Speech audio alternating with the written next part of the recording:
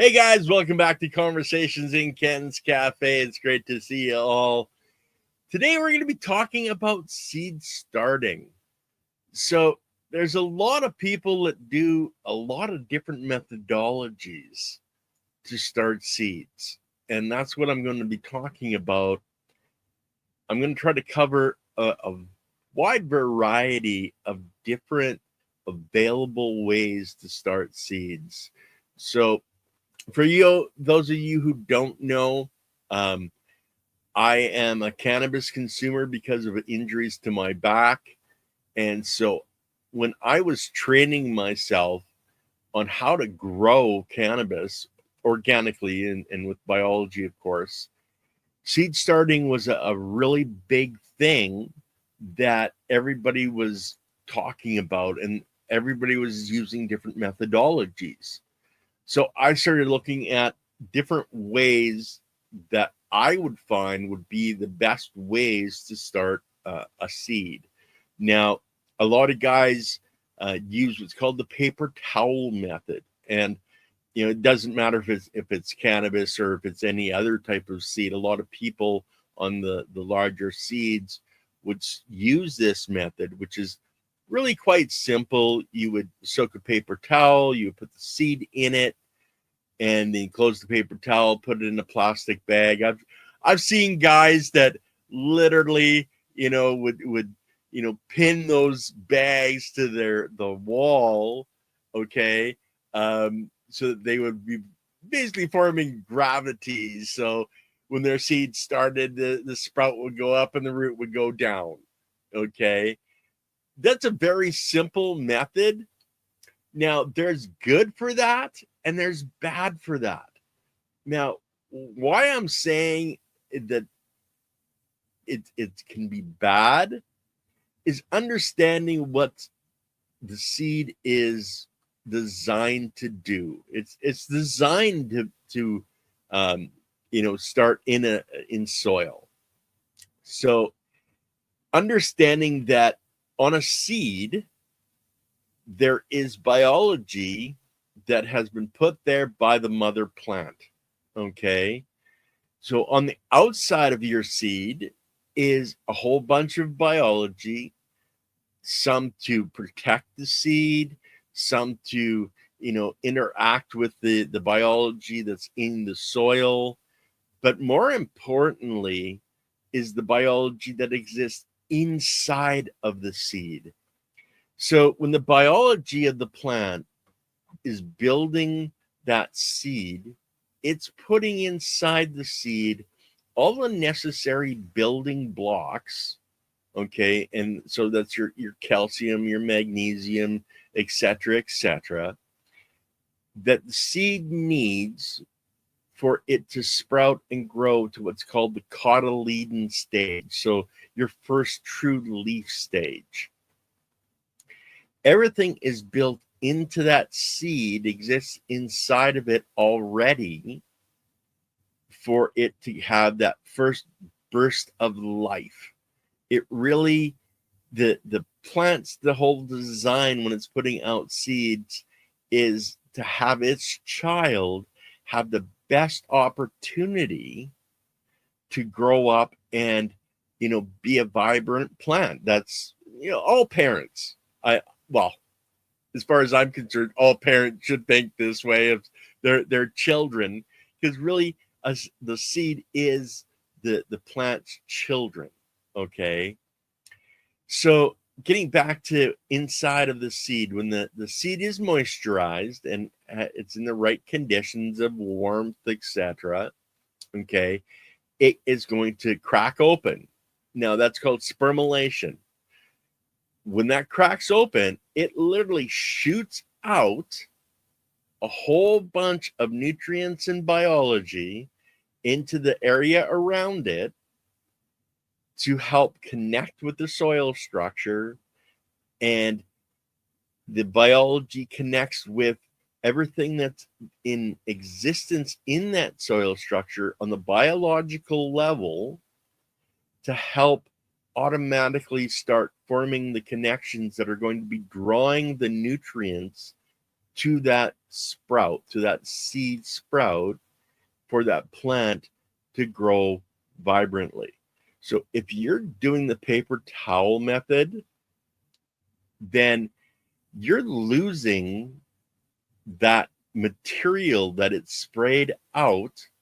You're losing those connections that would be instantaneously formed with that soil structure.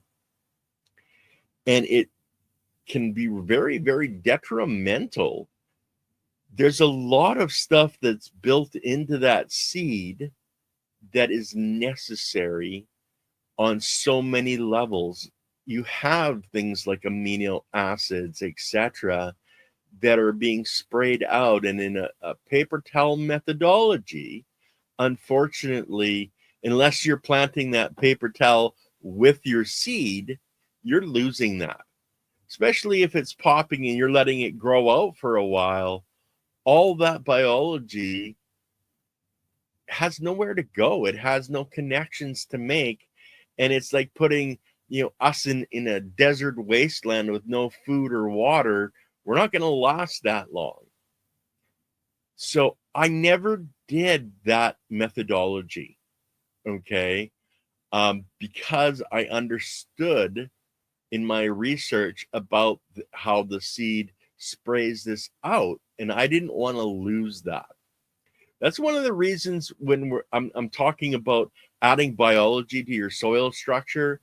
I talk about, sprouted seeds. It's because in that liquid, when those seeds sprout, you're getting all of that biology and building blocks. So when you take that water, put it in, and it's an extract, you can say it's a concentrate, you can put it into a large volume of water and spray that on your plants, you're getting all that additional life and biology and nutrients. So that's one of the ways you can add biology. So if you're doing your greenhouse and you're doing large trays, let's say you're doing tomato seeds, okay? If you're doing seed sprouting at the same time in your jar of water and making like alfalfa sprouts for sandwiches, and I grew up on that kind of stuff. My mother was a fanatic for health food, etc. So we had sprouts all the time. If you took that water and you watered your, seed trays that you're sprouting with that water, just think of the additional nutrients and biology that you would be getting in your seed tray. Okay, so that's something you can think about. And guys, I'm gonna recognize that people are coming up. I'm not going to be calling you out, etc. And I'm not really going to be looking too much at questions, because I'm trying to focus and focus, right? It's hard to do both at the same time. But welcome, guys, everybody that's coming, etc. Love you very, very much for being here. Talk in the chat if you'd like. Give Silly Lily a hard time; she deserves it. Anyway, so if you're using that water from your sprouts when you're setting up your trays and you're watering those trays every day with all of this biology and building blocks, think of the advantage those seeds are going to have when they sprout. Those tomato seeds are going to come up, they're going to have that much more available to them than what you would have if you weren't doing it that way. So that's just a little trick that you can work on if you do sprouts at all. But that's something you should be doing, because the nutritional value in those sprouts is absolutely amazing. Lily and I, we did microgreens. So microgreens is, growing those seeds out to that first cotyledon stage. If you guys ever do it and do radishes, oh my Lord, I will tell you the flavor, the absolute flavor that you get is phenomenal. I used to put them in my bake with my eggs in the morning. Absolutely amazing. And yes, EM and Ensign soil, the algae, um, Korean Natural Farming has a seed starting solution that you can create. There's a lot of information on these things, and EM1, it's the transitional biology that's really needed, the algae, that foundational body biology that is amazing. These are things that you can use if you have the availability of having them to really take things to a whole new level. And that's really what we want. We want healthy, vibrant plants that, aren't going to be worrying about pests because they're so damn healthy.